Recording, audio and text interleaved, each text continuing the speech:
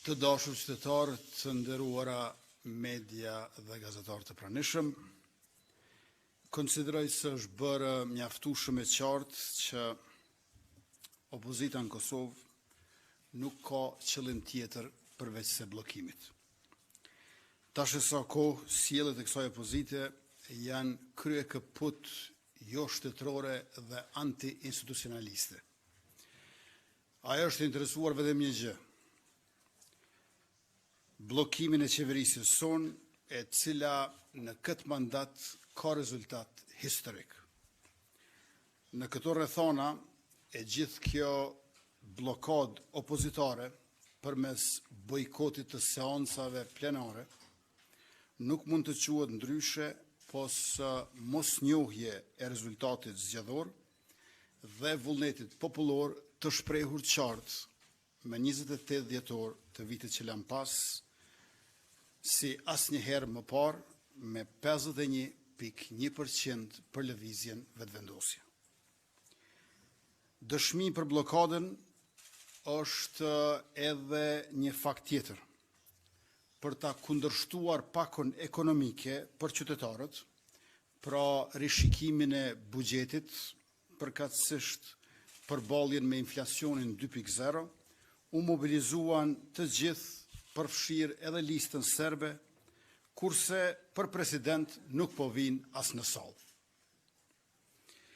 Me bindjen e thellë që Kosovës nuk i duhen blokadat e atyre 10 muajve të vitit shkuar, me besimin e plot se nuk ka nevojë për zgjedhje të reja, me që kemi mbajtur mjaftueshëm të tilla në vitin 2025, dhe rezultati ka qenë i qartë si asnjëherë më parë, ndërkohë që vendi do t'ja humbin edhe spaku mbi 10 milion euro, pra, vetëm për organizimin e zgjedhjeve, pa përmendur 10 milion të tjerë të cilët humbin për shkak se s'mund të bashkëpunojmë me bashkësinë ndërkombëtare siç duam, me që nuk do të kemi kuvend funksional.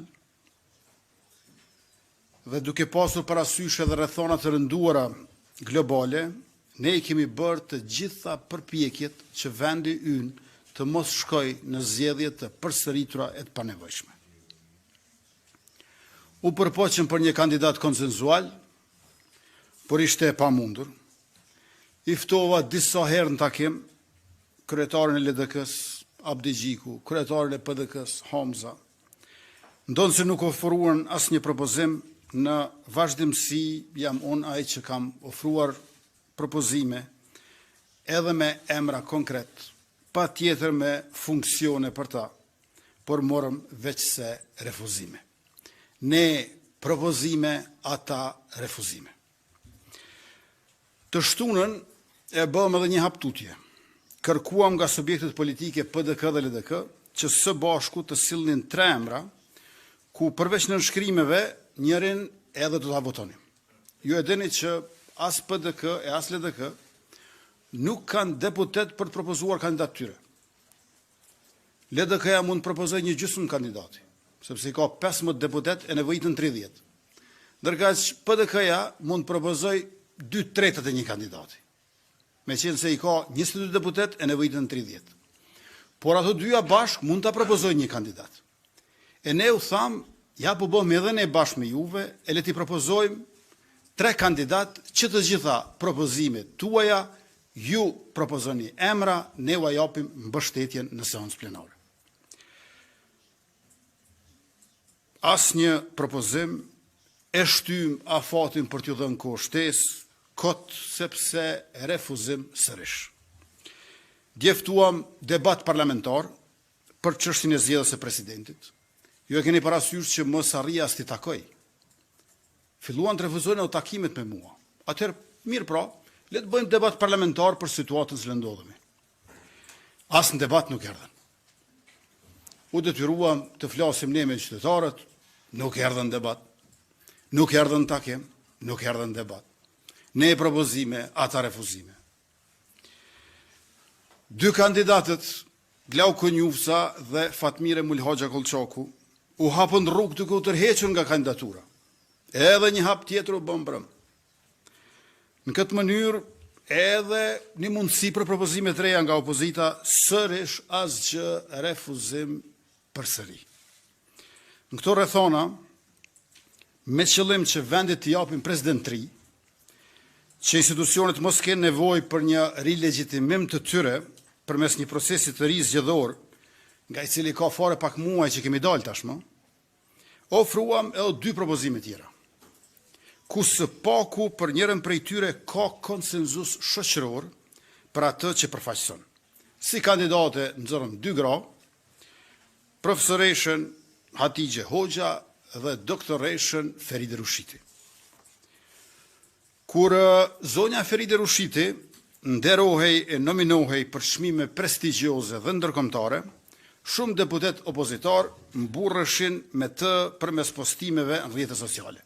Besoj që i keni pa dhe ju, duke lavdruar Feride Rushitin, deputetet aktuale të Kuvendit Republikës. Ta zëm, postime si ajo e ish shefës grupit parlamentar të LDK-s, zonjës Hikmete Bajrami, apo postime si ajo e nënkryetares Kuvendit nga PDK-ja, Vlora Qitaku. PDK, lere që nuk u mjaftua me refuzimin e pozitës së kryeparlamentarit, si ofert nga ne, por sot doli pikrish përmes Vlora Qitaku duke kërkuar tërheqjen e zonjës Rushiti nga kandidimi. Merrni me mend. Ua kemi ofru kryeparlamentarin, kanë thënë jo. E kanë lavduar zonjën Rushiti, e propozuan për presidente, këta kërkojnë tërheqjen e kandidaturës. Si është e mundur gjithato vargje për zonjën Rushiti nga kjo opozitje, e sot nuk e marrin as mundin të vinë sallë teksa struken në përzyret e grupeve të tyre parlamentare. Refuzim që të marrin përgjegjësi e pushtet dhe thirrje të tjerëve për bojkotim të institucioneve. Madje duke dërguar edhe kërcënime ndaj një gruaje që gjithë jetën e ka kaluar në mbrojtje të viktimave. Kjo vërtet është e turpshme. Unë dua të falenderoj doktoreshën Feride Rushiti për gatishmërinë e saj që vendin ta nxjerrë nga ky ngërç, nga kjo krizë, dhe që Kosova të mos shkojë sërish në zgjedhje. Por kjo duket e pamundur me subjekte politike, lider partish, që e kanë humbur arsyen dhe kanë vendosur inat, jo vetëm me ne, por edhe me vetë popullin e Kosovës, që nuk po i voton më shumë, e po i voton gjithnjë më pak. Më lejoni që krejt shkurtimisht t'i numëroj disa fakte nga biografia e zonjës Feride Rushiti, të cilën ende kemi mundësi ta kemi presidente dhe padyshim që do të ishim të nderuar si institucione dhe si shtet. Feride Rushiti ka lindur me 12 shtator 1970, ka përfunduar studimet në Fakultetin e Mjekësisë në Tiranë me specializim në gastroenterologji. E nominuar për çmimin Nobel për paqen vitin 2025, Feride Rushiti përfaqëson një nga zërat më të fuqishëm në mbrojtjen e drejtave të njerëzit në Kosovë. E nderuar me çmimin Evropiania e vitit nga zyra e BE-s në Kosovë, gjatë luftës në Kosovë 1998-1999, ajo ka shërbyer si mjeke në kampet e refugjatëve në Shqipëri, duke trajtuar personat të prekur nga dhuna dhe trauma.